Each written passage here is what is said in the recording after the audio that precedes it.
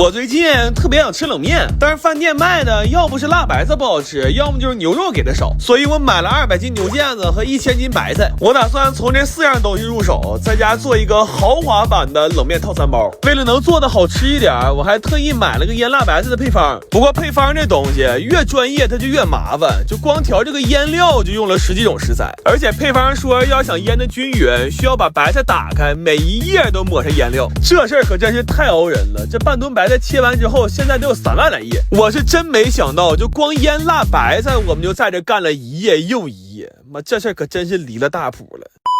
然后辣白菜腌上了，就可以做酱牛肉了。我这次是以小酱姐的3高牛肉为基础，又放了好多之前攒的老汤，而且又卤泡了好长时间。现在这酱牛肉的内心都特别有滋味。然后为了吃得爽，我们切的都是这种又宽又厚的大肉片，每一包装的时候都不少于3两肉。就这个量来讲，要是胃口小的，可能面条还没等吃到嘴呢，光吃牛肉就先给干饱。然后冷面呢，因为考虑到储存的问题，我就直接买了个做干冷面的机器回来。不过我算了一下，这机器要想用回本，起码得做出2吨面。也就是说，假如我们每人每天能吃3顿冷面的话，要想回本就得连吃3年。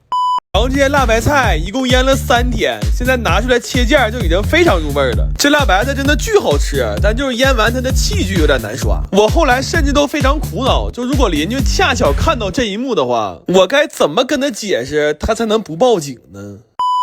后来为了让这冷面吃的时候更香，我先炖了一锅纯牛肉汤，然后以这锅肉汤为原汤，给每一份冷面又配上了一袋酸甜口的汤包。现在每一个冷面包里都是汤面菜肉4样东西，这一袋光成本就要干到40块钱了。然后回家只需要把冷面煮开，把所有东西都倒里，再放上一点自己愿意吃的小配菜，就会得到一份在任何饭店都吃不到的顶配大冷面，而且它还是减脂餐。这等夏天大热的时候，把汤汁先冻点冰茶再拿出来，然后再配上20个羊肉串，等把所有东西都吃完了，再把这碗酸酸甜甜的冷面汤喝了。这夏天过的，我的妈呀，那真叫是一个死而无憾。